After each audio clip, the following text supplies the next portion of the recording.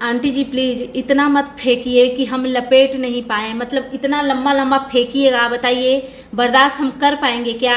एक तो हम ऐसे ही आपकी भाषा को बर्दाश्त नहीं कर पाते हैं, जिस तरीके से आप बात करती हैं, और ऊपर से आपने कलुआ को जो बताया है ना, बायो का टीचर, मतलब हम क्या बताएं गाइस।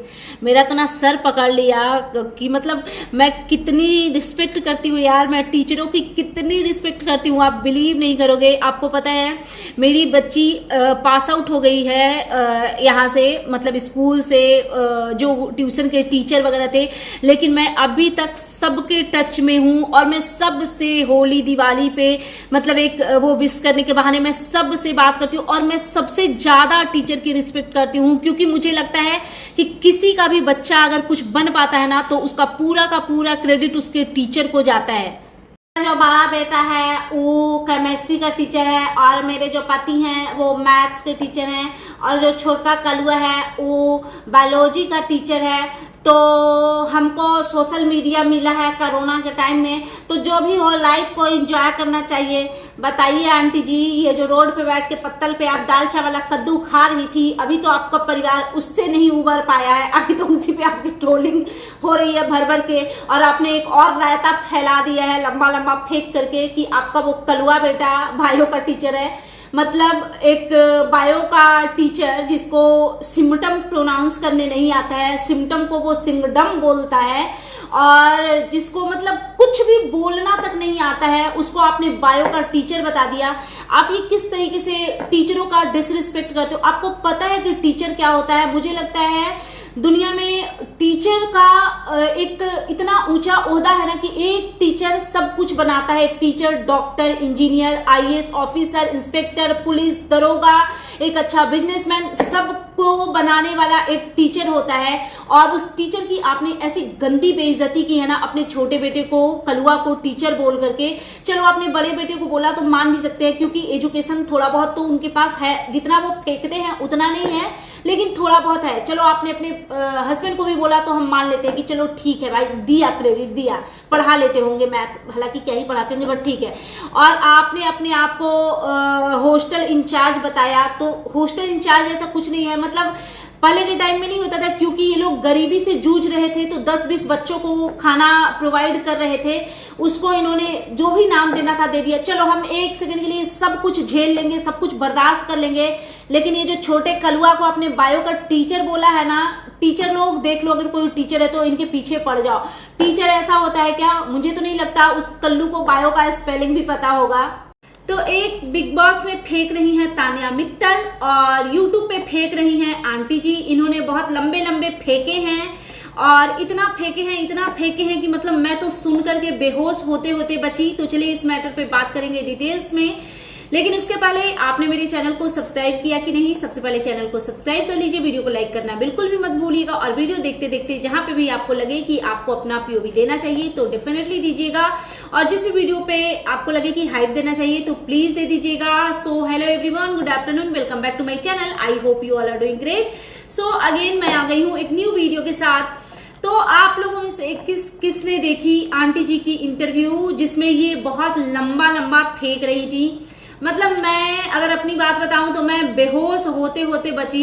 एक बात बताइए आंटी जी, आप इस उम्र में इतने बड़े बड़े झूठ बोलती हैं, जबकि आपको पता है कि आपके फैमिली के द्वारा ही कुछ अलग टाइप के झूठ, पहले ही झूठ या सच जो भी उसको मान ले, वो ऑलरेडी निकल के आया हुआ है। तो आंटी जी ने एक इंटरव्यू दिया, और इनको लगा कि हम बहुत बड़ा एकदम ओहदा पा गए हैं, तो अब हम जब इंटरव्यू दे रहे हैं तो हमें सब कुछ एकदम परफेक्ट बताना पड़ेगा, हमें बताना पड़ेगा कि हमारा परिवार कितना महान है।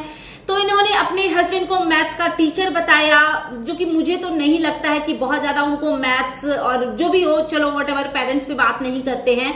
और जगत भैया के बारे में बोला कि केमिस्ट्री का टीचर है, तो चलो ठीक है, केमिस्ट्री के टीचर वो है, क्योंकि मतलब मैं बहुत वाव वाला टीचर तो वो नहीं है, लेकिन हाँ इतना जरूर बोल सकते हैं कि हाँ पढ़े लिखे वो हैं, और ऑफकोर्स अगर बीटेक किया है उन्होंने तो केमिस्ट्री डेफिनेटली पढ़ी होगी। तो उन चीजों से हम फिर भी एग्री करते हैं।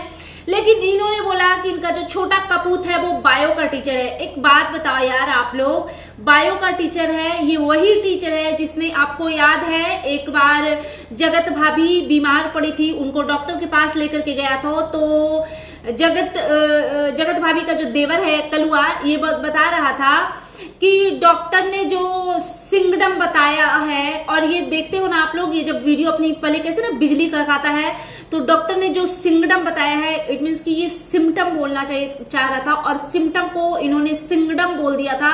तो क्या आप लोगों को लगता है कि एक डॉक्टर सिम्टम को ढंग से प्रोनाउंस नहीं कर पाएगा?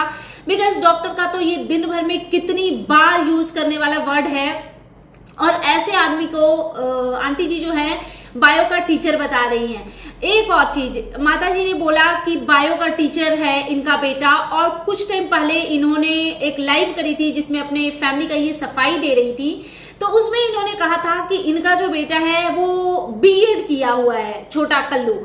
तो मतलब मुझे समझ में नहीं आता, ये तो हुए माता जी के स्टेटमेंट। अब कल्लू ने खुद ही एक लाइव में बोल दिया था कि हम पढ़ाई लिखाई नहीं करते हैं, हम रिजाइन मार चुके हैं, हम हैं भाई, हम यही करते हैं, हम गंदगी करते हैं, ये वो फलाना ढिमकाना। तो ये स्टेटमेंट दिया था कल्लू ने। अब आते हैं जगत भैया। जगत भैया को कैसे भूल सकते हैं, इतना बड़ा इवेंट किया है, पत्तल पे दाल चावल और कद्दू की सब्जी खिलाई है लोगों को, तो उनके बारे में तो डेफिनेटली बात होगी। तो ये जो जगत भैया है, उन्होंने जब कंट्रोवर्सी करी थी अपने भाई और पेरेंट्स के साथ में छोटे कल्लू के शादी के टाइम पे, तो उन्होंने कहा था अपने भाई के लिए कि उनके भाई का जितना भी जो डिग्री वगैरह है वो सब कुछ फेक और फर्जी है।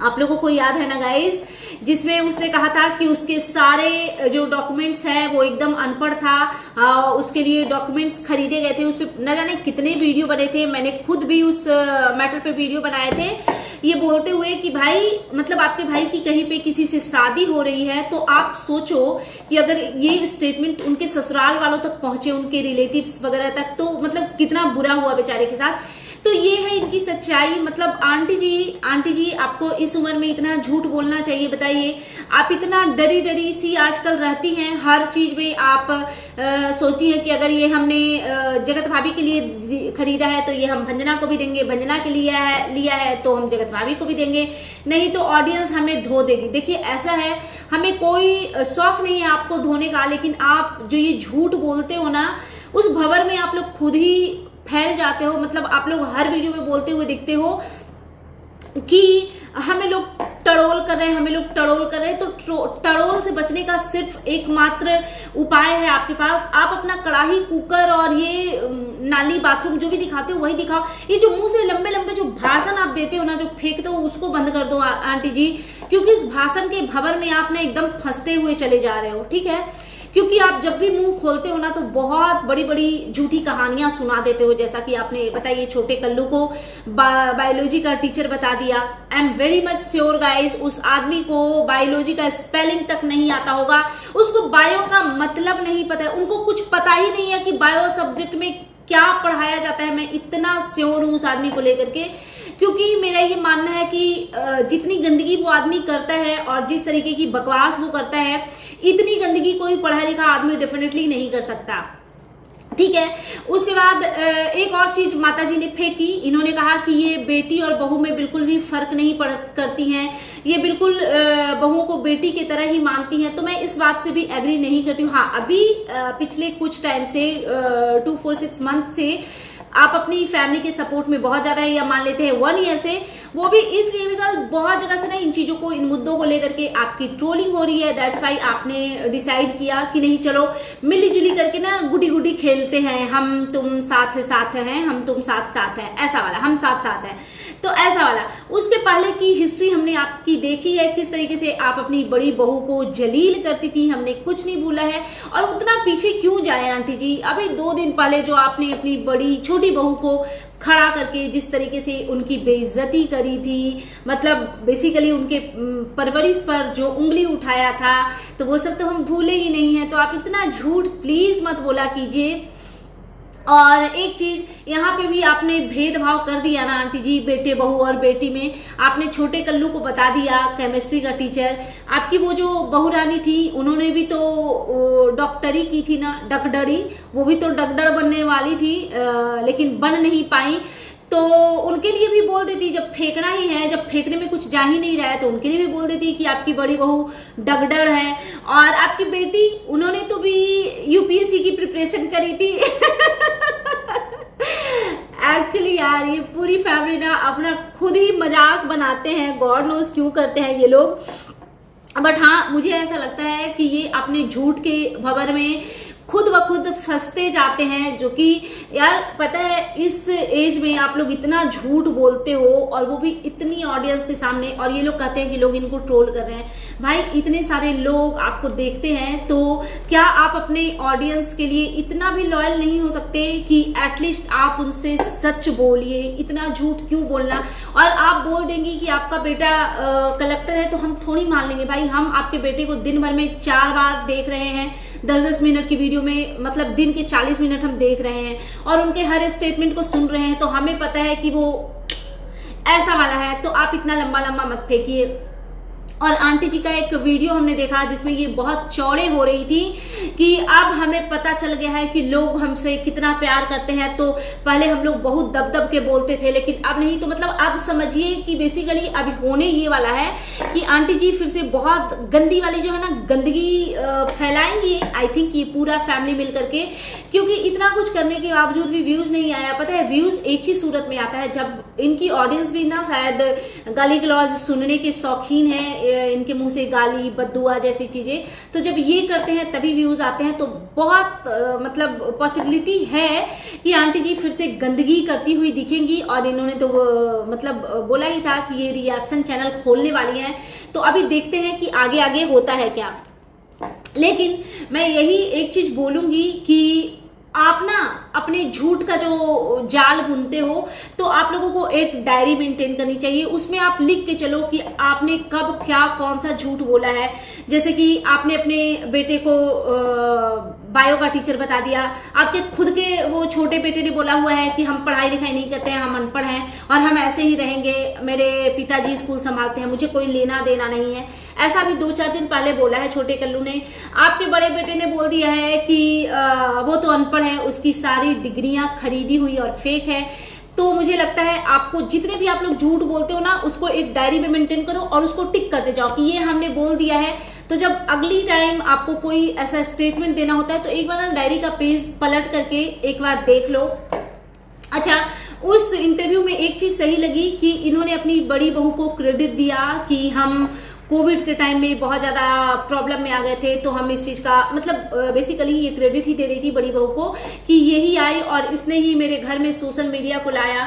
यार एक चीज मैं मानती हूँ कि हाँ इनकी बड़ी बहू ने इनके घर में जो भी सोशल मीडिया का वो काम शुरू किया, उसके बाद पूरे फैमिली की किस्मत बदली, मतलब अर्निंग वाइज बदली है। पैसों का इनके घर में फैक्ट्री लगा, पैसे बहुत आए, लेकिन उसका नुकसान मुझे बहुत ज्यादा दिखता है क्योंकि एक तो मेंटल पीस खोया हुआ रहता है पूरी फैमिली का। आप देखो ना, मतलब ये इवेंट करते हैं हर बार, जब ये इवेंट करते हैं उसके बाद इवेंट के लगातार 1 महीने बाद तक किसी न किसी मुद्दे को लेकर के वीडियो बनते रहते हैं, जैसे कि अभी बन रहे हैं, कभी किसी मुद्दे को लेकर के, कभी किसी मुद्दे को लेकर के। उसका रीजन क्या है पता है? ये ना ऑनेस्ट नहीं होते हैं। जैसा कि इन्होंने मनोज डे के नाम पे, खनोज डे के नाम पे और इसके उसके नाम पे बहुत सारे लोगों को इकट्ठा कर लिया।